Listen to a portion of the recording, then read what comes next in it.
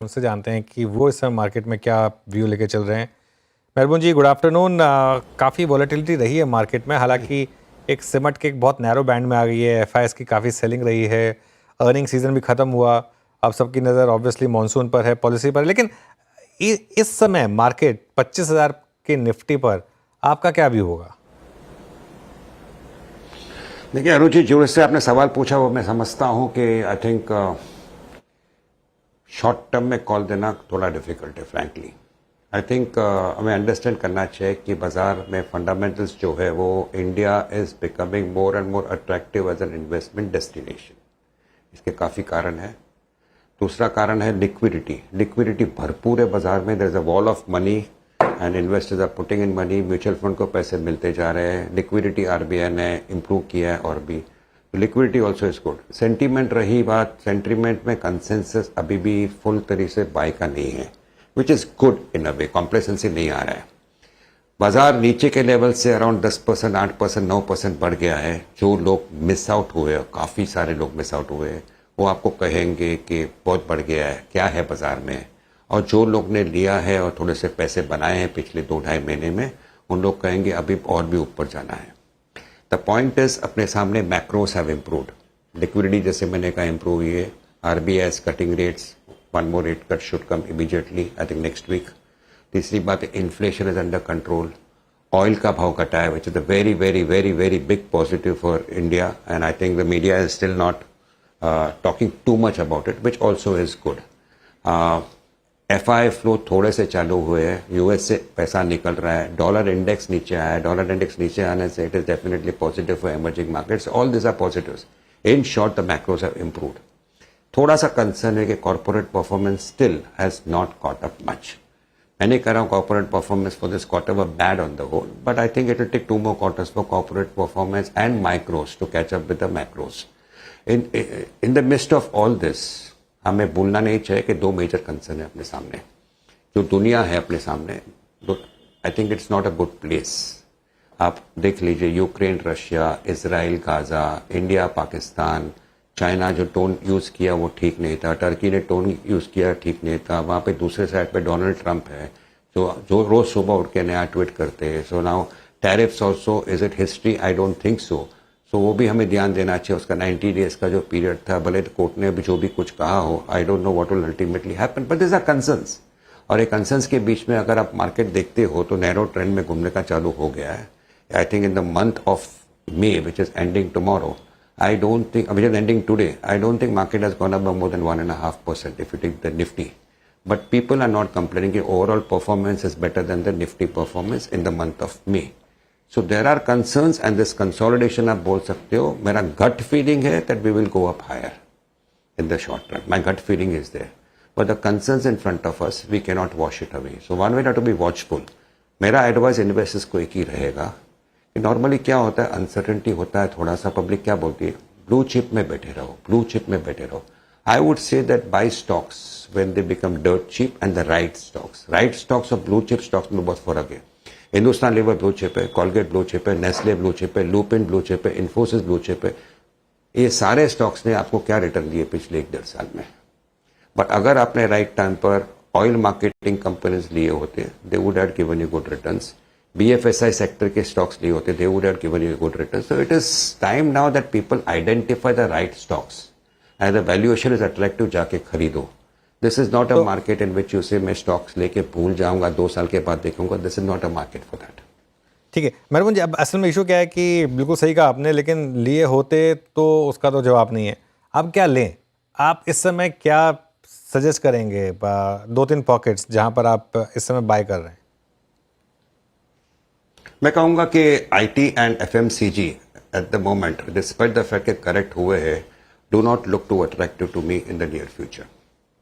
The point is downside limited है, but upside could be capped. Even if they move up, it will be a momentum movement like. मैं पसंद करूंगा BFSI space को। I think the results have been excellent. I still like capital good space and I still like the oil marketing companies.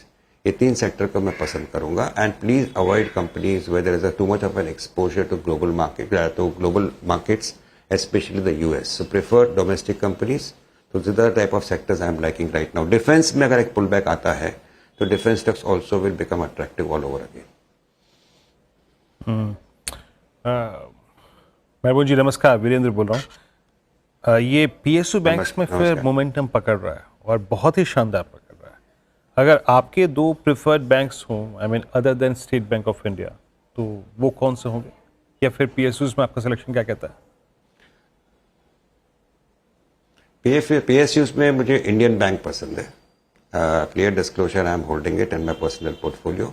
और मुझे करूर वैश्य पसंद है at the present levels. So Bank of Maharashtra भी ठीक है। तो this are the type of stocks in the PSU bank space. और PSU banks को मैं पिछले 2-2.5 साल से बहुत पसंद करता था, और 2 हफ्ते पहले मैंने कहा भी था एक पुल बैक आ सकता है। पुल बैक शायद आ भी गया है, and the moment which is going up right now, it is clearly indicating that this could be a trading move. On the whole अगर आप मुझे पूछे नया पैसा डालने को in PSU banks at the present level, मैं कहूँगा it should be mainly from a trading move rather than an investment move at the present juncture. Okay, अच्छा, ये पीएसयू बैंक्स हो गई और इसमें अपने अपना आपका चुनाव जो है वो भी आपने बता दिया महबूब जी। एक स्पेस और लुक एट LIC के नंबर्स को देखिए आप। LIC के नंबर्स के बाद रिएक्शन देखिए स्ट्रीट का। आप HDFC लाइफ, आप SBI लाइफ को देखिए, आई मीन अपने करियर के हाइस पे ट्रेड करते हुए। बहुत प्रॉमिसिंग बिहेवियर है इस बार इंश्योरेंस स्टॉक्स का। आप लोगों ने कुछ इंक्लूड किया है क्या, या फिर क्लाइंट्स के साथ जो व्यू शेयर किया है महबूब जी उसके मुताबिक? LIC हमेशा अंडर वैल्यूड लग रहा था, और आखिर में जो मूव आया post the numbers I think was should have come may be some time ago. मुझे LIC जो भाव पे था वो भाव पे मुझे सस्ता लग रहा था, तो I would still say LIC is the best bet in this. रही बात companies like HDFC life and SBI life, I would say that मैंने हमेशा कहा है ये कि they are compounders.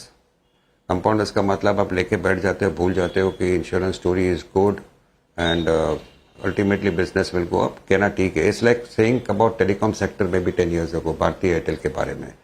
So they are those type of stocks, but from the short term angle there could be a move on the upside. ना नहीं बोलता हूँ, but from the short term angle I won't stick my neck out. I would say that they are great companies, and if you believe के लेके भूलना है, insurance में exposure लेना है, तो LIC is there and HDFC life and SBI life. If you ask me, HDFC life in terms of business will keep on growing, but SBI life from the angle of valuations looks relatively attractive.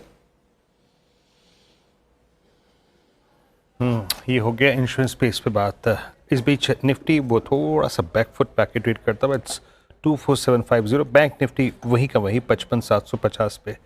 अच्छा महबूब जी, एक दो themes की और बात कर लेते हैं। मैंने अभी जो कैपिटल मार्केट्स के स्टॉक्स हैं उनमें मूव बहुत स्ट्रॉन्ग आ रहा है, बट आप जैसे अब एंजल वन हो गया, FL हो गया, आप कोर ब्रोकिंग कंपनियों के साथ रहना चाहेंगे, आप CDSL डिपॉजिटरीज, HDFC, AMCs पे जाएंगे या फिर एक्सचेंजेस पे?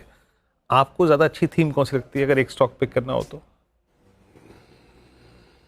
सर मैं कहूँगा कि स्टॉक्स लाइक CDSL है, CAMS है, अपने एंजल वन का, मैं बॉम्बे स्टॉक एक्सचेंज कहता हूँ। अच्छा, दूसरा टाइप ऑफ स्टॉक से कल ही डिस्कशन हो रही थी अच्छे लोगों के साथ, और मेरा मानना है कि ये सारे धंधे जो है इसमें capital requirement is limited and business is going to keep on growing. They are direct proxies of the market. और अगर आपको लगता है कि मार्केट में 10% 15% फॉल नहीं आने वाला है, तो I think this stock should continue to do well. The point is, अगर आप ध्यान से देखिए और बोले कि अरे ये वैल्यूएशन पे, मैं कहूँगा कि this valuation story applies to other sectors. रही बात ये सेक्टर की, आई थिंक सामने इम्प्रूवमेंट आते रहने वाला है टॉप लाइन में और बॉटम लाइन में, तो मैं ज़्यादा वैल्यूएशन की परवाह बियॉन्ड द पॉइंट नहीं करूँगा। But yes, they are expensive, fundamentally ना नहीं कहूँगा। जैसे मैंने 2-3 साल पहले स्पेशलिटी केमिकल्स के बारे में कहा था कि when they were going at 60, 50, 70 PO लोग को खरीदना था, मैं कहा था कि ये भाव अगले 3 साल तक दिखेगा नहीं आपको, it will move in that range and come down. वो हुआ है। रही बात फाइनेंशियल्स की, स्पेशली एक्सचेंजेस की आप कह रहे हो, या फिर stocks like CDSL and CAMS की कह रहे हो, या फिर ब्रोकिंग हाउसेस की कह रहे हो, मैं कहूँगा कि they are definite, AMC companies की कह रहे हो, they are definitely expensive. There could be a pull back at some point of time, but they are businesses which will keep on growing. तो वेल मैनेज्ड है most of them, so I don't see too much of a problem. In short, कभी कभी क्या होता है वीरेंद्र जी के, people sell it of thinking के बहुत भाव बढ़ गया है, पुल बैक होता है, अपने आप को शाना समझते कि निकल गए हम लोग, अच्छी बात है ऊंचे भाव में, लेकिन नीचे आता है तो वापस लेते नहीं। And this stocks against when they start moving up, inevitably either they buy again at higher levels or they never buy again. बिल्कुल। इन मीनवाइल एक बार एटर्नल का चार्ट लेकर आइए, और जो बात हम कह रहे थे कि जो फीडबैक मिल रहा है कि भले ही MSCI एडजस्टमेंट में सेलिंग आएगी, लेकिन एब्जॉर्ब करने के लिए काफ़ी फंड्स तैयार बैठे हैं। और ये देखिए 3 बजे वो हल्के से डिक्लाइन आई, लेकिन किस बखूबी से उसमें डिक्लाइन में बाइंग आई। इनफैक्ट 4 रुपये का मूव आ गया है उस हल्की सी डिक्लाइन के बाद से। मेहरबान जी, इस पर क्या व्यू होगा इटर्नल पर, जोमेटो? ये लेवल पर I won't recommend the stock, certainly not. I think nothing against this company at all. Competition बढ़ते जा रहा है and I can not justify the present price in terms of valuations. एक time था जब भी लेना चाहिए था। At our present price of 225, 245, 240, 235, I don't think, I think there are better opportunities in the market. So अगर मेरे पास इटर्नल है and if I believe in the longer term story, nothing against this company, I would continue to hold on to it at most. But putting incremental money at this present level, I would certainly not do. This is my personal opinion. Okay, चलिए, तो ये बात हो गई eternal की। और इसके अलावा एक व्यू मैं आपसे लेना चाहूँगा। हालांकि आपने रेफ़र किया था उसको, इस भाव पे BSE खरीदेंगे क्या?